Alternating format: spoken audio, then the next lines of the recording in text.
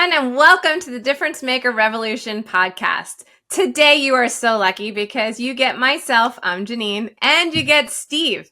Hey, everyone. Hey, everyone, right? I know, we're excited. We're pumped up. We just finished recording another podcast that you guys would have, if you're listening in order, would have listened to last week. But now we're together again, and we're excited about this other topic because in the Difference Maker Revolution webinars and live Q&As that we've been hosting recently, we've had a lot of questions regarding staffing and hiring and what should I do and when. And it's great, Steve, because what I'm so excited about this is when, as an educator, as a teacher, as a coach, anything, when you are solving people, as a mentor, when you're solving people's problems, guess what? You create new problems. And so if we have solved people, like if we're helping people to solve fully booking their calendar, guess what? Now the problem is they need to hire and they need a team to help them achieve going to another level in their business, or at least to relieve some of their stress and bring back some sanity to their lives. And so that's what we're going to talk about today. And I'm excited because this is, I think this is an amazing topic, and I think it's going to really help out a lot of people that are listening. But you know what else I feel happens when people start looking for other team members? They begin to realize their value. And they begin to realize their value in what they're excited about doing and what they're passionate about, and how important it is to get somebody else to do the things that they're not passionate about that really isn't worth their time.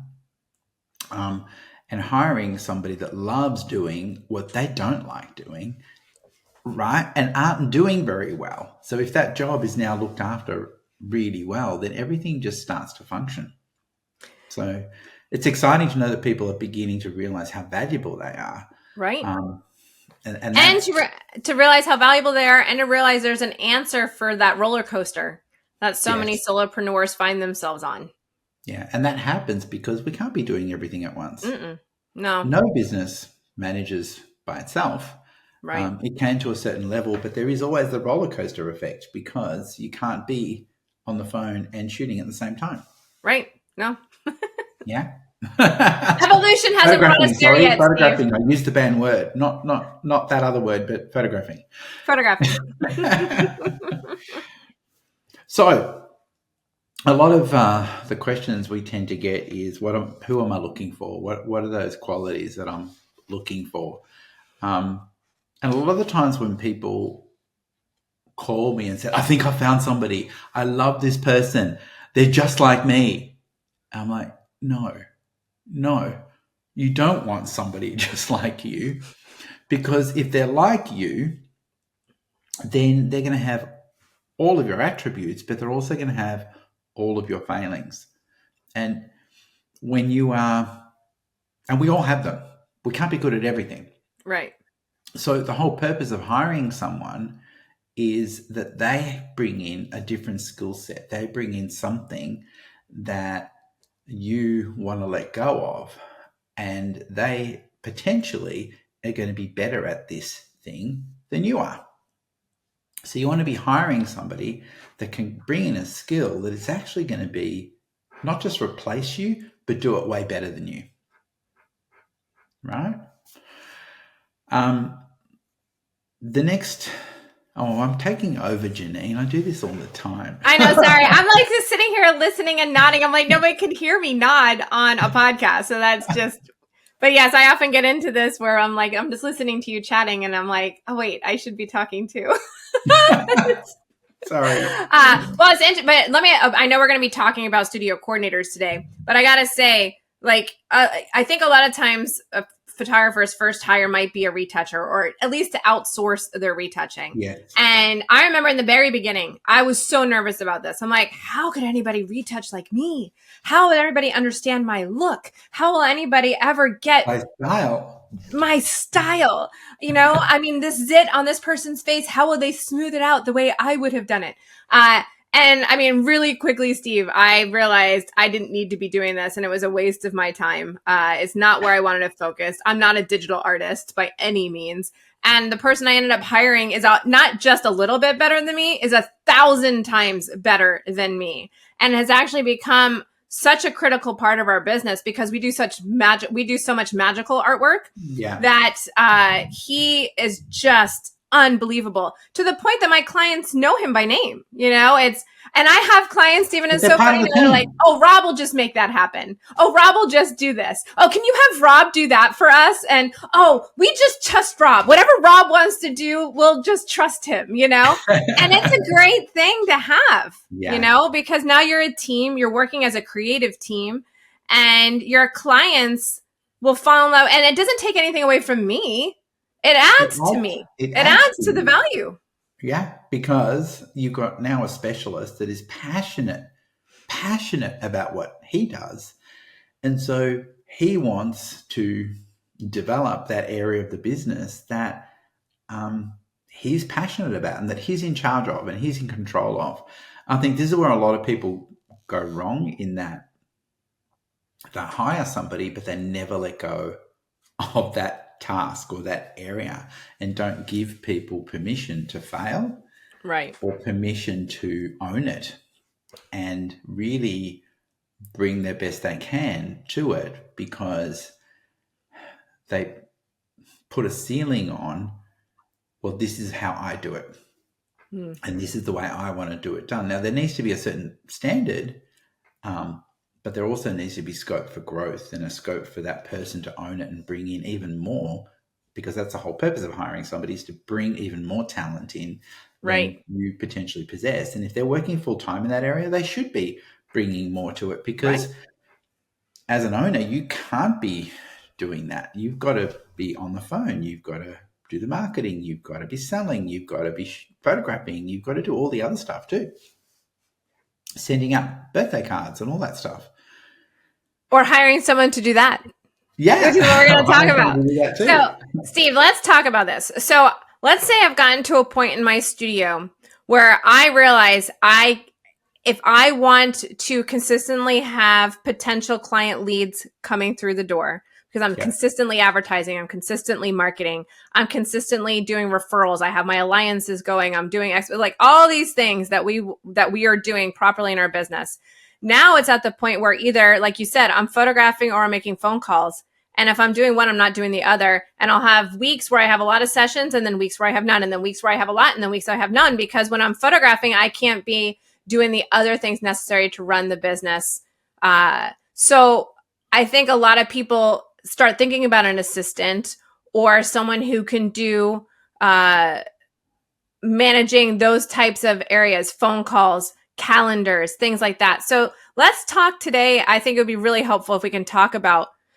Now, it's interesting because when we first talked about this podcast topic, I had mentioned studio manager, and then we had a whole discussion about why a studio manager is not necessarily the right way to call it. And I thought it was a great conversation. I know it's really hard to rehab a conversation on a podcast. And have you ever watched Only Murders in the Building, by the way? Have you ever seen this? Oh my gosh. With Steve Martin and Martin Short, you have to watch it. It's brilliant and it's funny, but they did a murder mystery podcast, but they got to the point where they're always walking around with their phones and they start recording themselves because they realized that this would be great on their podcast. And I think we're at that point, Steve, where we're just like, all right, someone hit record because what we're saying needs to be a podcast. But it's true, because we'll have these conversations and then we're like, oh my gosh, we need to do a podcast on this because people need to hear this conversation. But then we have to recreate some of what we've talked about. So I'm going to start doing that. I'm going to start during our meetings, be like, somebody hit record. But let's talk about this. What is it about the word manager versus coordinator that people really needed to think about? When I was hiring, I was told that I needed studio managers, and that's what we were looking for. And so I would put out an ad for a studio manager, and I would interview them as a studio manager, and they would come in as a studio manager. And they always seemed to end up those people that had so much entitlement and so much, I don't know, they just didn't really work in the team as part of the team. They felt that they were above the team And in my world, nobody's above putting a bin out. No. Nobody's above sweeping the floor. No, I clean The toilets clients- if I see the toilet needs to be cleaned. yeah. Yeah. And so it always felt like, no, it didn't feel like it. They basically were telling the rest of the staff that I'm the manager. That's not my job. Okay. And so I thought, okay, what am I doing? You have to earn the right to be a studio manager. You can't be employed as a studio manager until you've earned that right. Right. And so I started thinking about it. I thought, well, what they're really doing is I want somebody who's going to coordinate the studio. Somebody who's going to manage the diary, be that glue between the team, be the gopher for everybody to say, hey, do you know what? You're running late. You might be running late for your next appointment. How about I go out and get you something to eat? Because otherwise, you're going to be running flat all day, and they've got to take care of the team and glue them together. And so for me, the minute I switched my mindset to I'm hiring a coordinator to be the glue, to look up not only after the clients, but my team. And it's not about managing the team, it's about looking after the team and taking care of the team, but also taking care of the clients and taking care of the calendar, diary, wherever you Almost like a den mother. Yeah. Yeah. And so they have to be focused on all of that. And to me, that's a studio coordinator. And the minute I did that, I eliminated this almost arrogance out of the studio, and it lifted a huge weight off everybody, because they're all busy doing their stuff. And here's this person who is free, but won't empty the bin when it needs emptied and won't do all this other stuff. And then it gave them a reason to perform, because if they performed really well, they would be graduated to a studio manager. But if they're starting at the top, there's nowhere to go. There's nowhere to go. Yeah. Right? And they need that room to grow. Right? So what should someone look like? Oh, go ahead. Sorry. I didn't mean to interrupt. You took a breath. No. I took it as my chance. It doesn't happen often.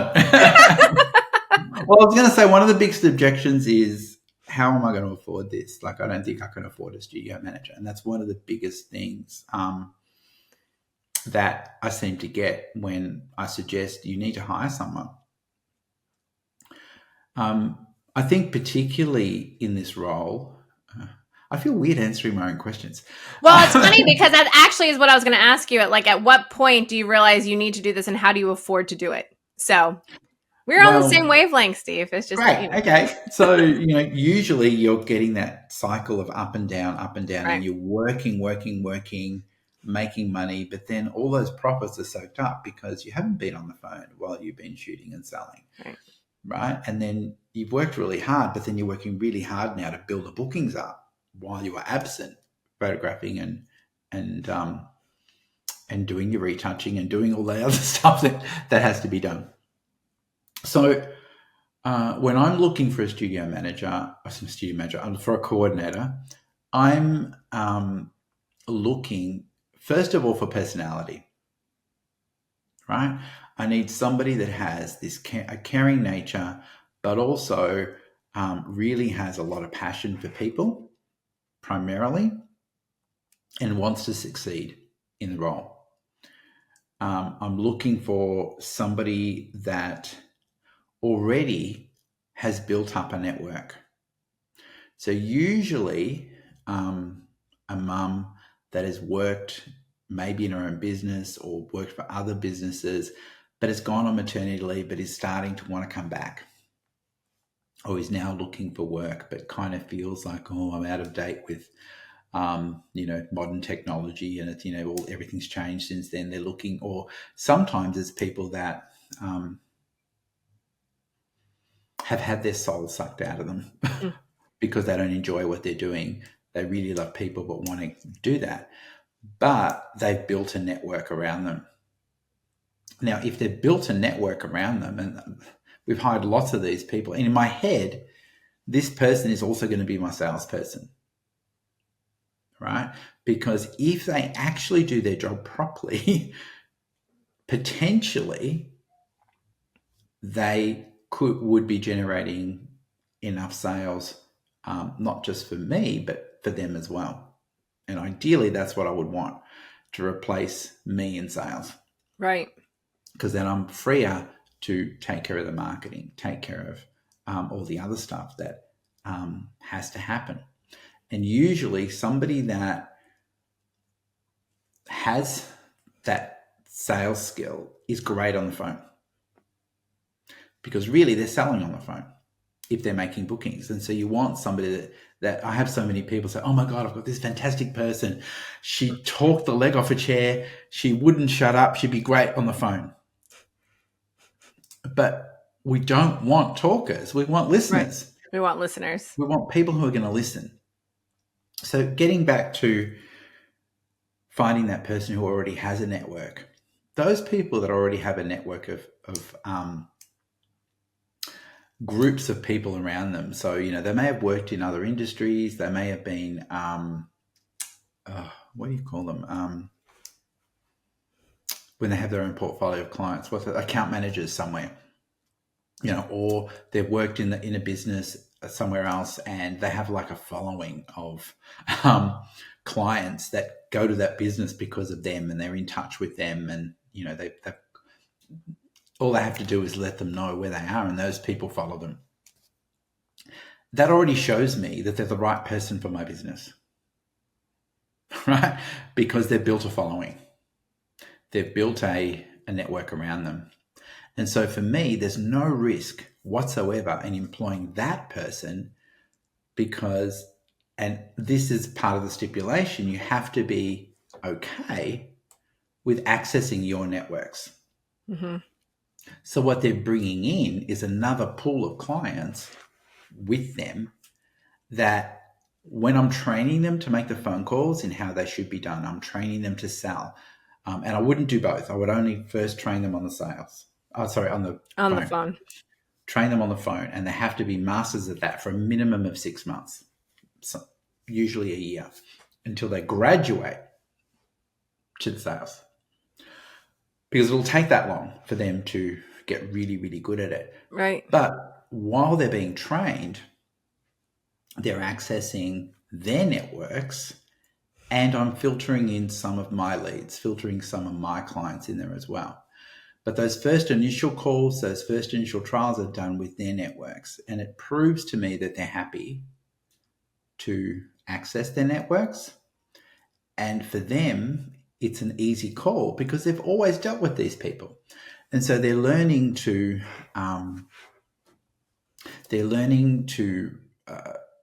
complete the process, and learning how to do the phone calls without the pressure of someone new.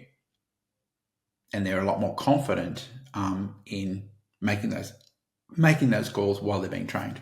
Right. No, that makes sense. And for me, it's reassurance that they come with a pool of people. If it doesn't work out, I'm still going to make money and cover their costs, because as they bring that network in, it means that I'm going to be able to, obviously I'm paying them to be trained and to work while they're being trained, but it's a lot less risky if they come in with their own networks of people. But I have to, must filter in my leads, my networks, so then they're getting used to people that they don't know, and not reliant fully on theirs. And that can, if you do that, can create some animosity because they feel a bit used. So you've got to filter in yours, and then you increase as they get better. You increase the amount of leads that are coming from me, decrease what they're coming from them, until this takes over, and then you're only accessing their networks as part of your normal marketing. Does that make sense? No, that makes sense. And I like the way that you presented it as this gradual working of the two coming together. And it's interesting because when I talk about a lot about the hair salon that I visit, and when I'm there, I'm always having business conversations with the owner because you think managing a couple of people in a photography studio can be a challenge. Imagining managing 100 different hairdressers across 5, 6, 7 salons. So I always have fantastic conversations with him, but he said to me, it was a while ago, that every person at his salon was responsible for bringing in business. Every single person. And that is part of the interview process with the people coming in to be hairdressers. It's not that we're just feeding you people in your chair. They're responsible on social media for promoting themselves, for making a brand. I know we don't want to use the word branding, but they brand themselves on social media for what they do, that they're at that salon. And so everybody at that salon is responsible. It's not just his responsibility as the owner. Everyone who works there is responsible for filling those chairs. And it's the same thing for us. That's the one thing that when I first hired a studio coordinator, that my makeup artist and photographer was like, oh my God, thank God we don't have to do any bookings anymore. It's like, no, that is not how it's going to work. Right. Yes, we now have a coordinator who's going to be focused on that. And your requirement won't be to get all the bookings anymore. And this is why we've been working on the daily conversion sheets and the targets for everybody, because even though you're not on the phone, and even though there is a studio coordinator that is managing the diary and making sure the diary is full, you still will have a responsibility to get bookings. And so they may have been required previously to get 4 or 5 bookings in a day, but now it might be 1 or 2. But I had 15 staff. So. Right. But it's still a responsibility, and it's still in that mindset that they're in. Yeah. And so I think that's an interesting one, because I think photographers, when they're looking at hiring out, all they see is the expense and they don't see the value that's being brought. And it's interesting because I remember when I first hired my first person on the phone, I just thought to myself in a simplified term, I'm like, okay, well, what am I going to pay them? Times 20 hours a week. Oh my gosh, that's just one booking. I mean, that's the profit of one session. Yeah. And I thought to myself, I'm like, surely someone on the phone dedicated to this all week long is going to bring in one more session than I would doing it half. I can't say the word half. There's no other word. Half gusto. With half the joy. With half the joy. Half the joy. Half the time.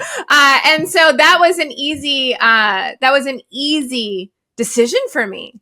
I was like, oh my gosh, if I hire the right person and I train the right person in here, even not doing it well in the beginning while they're still training, they're going to book one more person a week than I would have done.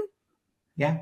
And sometimes, these people might start part-time, they might start full-time. Right. Ideally, you want them a minimum of 3 days in a row because they don't have enough time to build momentum. I think where a lot of people make a mistake, they'll only get them in sporadically. And so then there's no commitment from them because you've made no commitment to them. Right. Sorry, no commitment to you because you have made no commitment to Correct. them. And so it's hard for them to commit. One of the things that we started doing, because we were just getting, whenever we put up an ad, we would get so many resumes. We said to them that we won't be accepting written resumes, that we want them to record themselves telling us a life-changing event that's happened to them. Because what I found was that when somebody had a real story and somebody had a life-changing event, they really get our clients. They really get what we want for our clients is to create a transformational experience for them. And the people that actually bothered to do it, they're already way above everybody else. And they read the ad, they followed instructions, and they because when we want people on the phone, we want somebody with confidence, Right. and if they're not confident enough to record themselves and send it in, I'm not saying they're not going to be great, but it's, you've got to filter somehow. Right. You do. Right? You do. And it became really obvious from the recordings who we should be interviewing and who we think would be great. In fact, Wendy, one of our clients in the Netherlands, she took me literally and actually did it. And she sent me recordings of all these people that she interviewed. And she goes, can you have a quick look at them for me and tell me what you think? And I hit play and watch them. I'm like, they're speaking another language. They're speaking Flemish because she's from Belgium.